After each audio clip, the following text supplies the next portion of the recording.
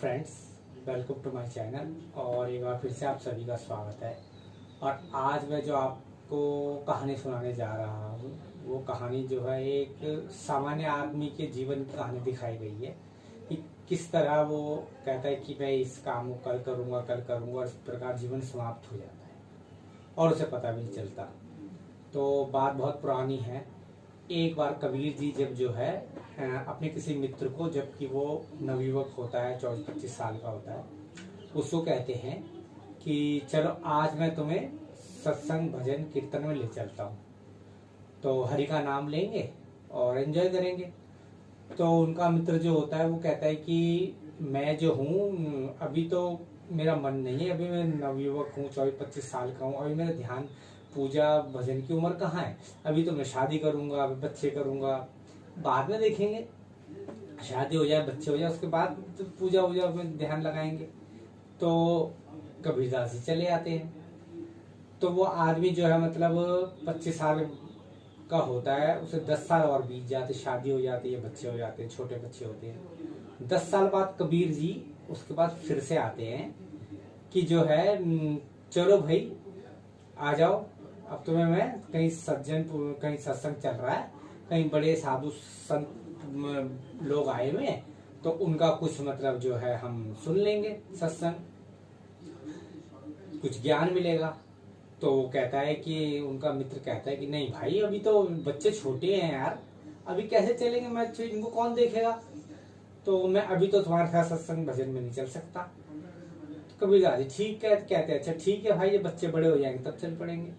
तो फिर कबीरदास जी जो है उनके पास 10 साल बाद आते हैं और फिर कहते हैं कि चल भाई अब तो बच्चे बड़े हो गए, हम सत्संग भजन में चलते हैं।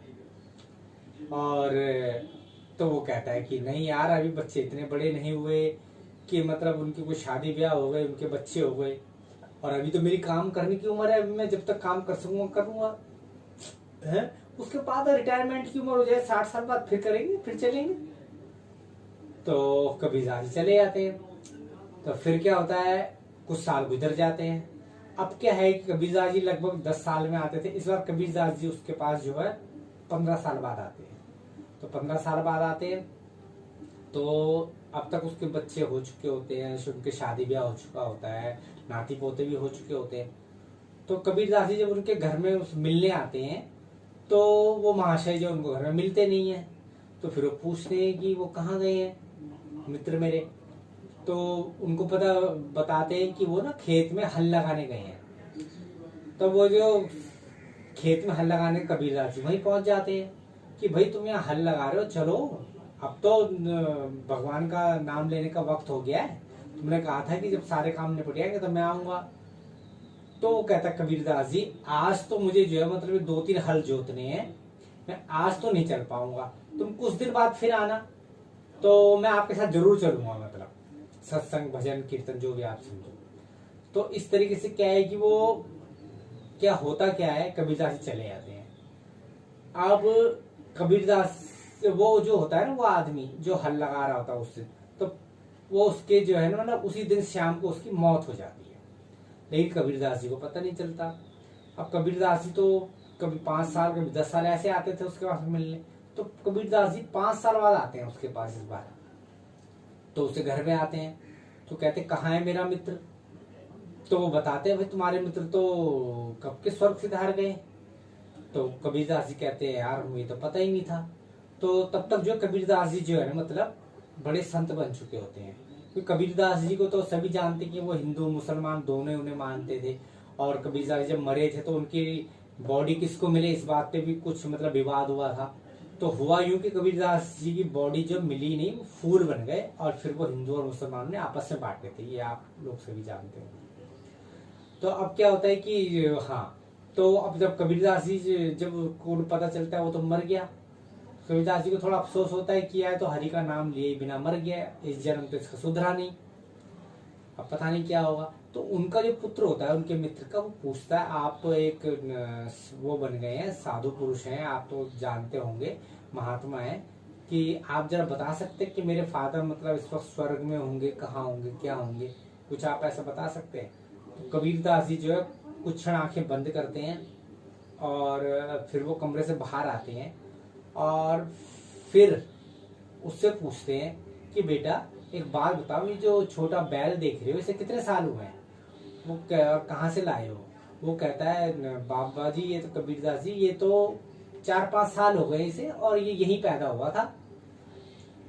तो कहता है कहता तुमने पूछा था ना, तो मैं तुम्हें जवाब देता हूँ। तुम्हारे पिताजी जो है उनकी अंतिम इच्छा जो है पूरी नहीं हो सकी।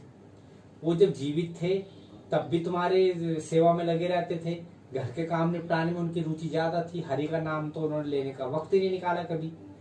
और जब वो मरे तो लगता है उनके मन में लालसा रह गई थी कुछ हल जोतने की। और जब एक इंसान मरता है और उसके मन में जो लालसा रह जाती है तो ईश्वर जो है उसको उसी तरीके का जन्म दे देते हैं। और अब जो है तुम्हारे पिताजी जो है इस घर में तुम्हारा हल जोतने के लिए ये बैल बनकर आए हैं और अब उनसे जितने हल जोतवाने जुतवा लेना। तो कहने का तात्पर्य ये है कि एक इंसान को पता नहीं चलता उसकी उम्र मतलब जो है कब निकल जाती है, और वो कहता है कि भगवान का भजन मैं कल करूंगा, परसों करूंगा, रिटायरमेंट के बाद करूंगा। तो उद्देश्य कहने का ये है कि ऐसा मतलब इंसान को ये करना चाहिए कि जब भी उसे वक्त मिले वो हरि का नाम ले ले। कल तो कोई जानता नहीं कब किसकी मौत आ जाए, है ना। तो अब क्या है कि हमारे जो कर्म होते हैं हमारे अगले जन्म को जो है हमारे इसी जन्म के कर्म बनाते हैं कि हमारा अगला जन्म कैसा होगा। तो इसलिए जो है हमें जब भी वक्त मिले, जैसे भी मिले, ईश्वर को स्मरण कर लेना चाहिए। वैसे भी परिस्थितियां इस वक्त देश की भी बहुत नाजुक चल रही हैं। तो इसलिए आज का संदेश इतना ही। आज का वीडियो पसंद आया हो तो शेयर कीजिएगा, सब्सक्राइब कीजिएगा, लाइक कीजिएगा और मेरे अगले वीडियो का इंतजार कीजिएगा। तब तक के लिए बाय बाय।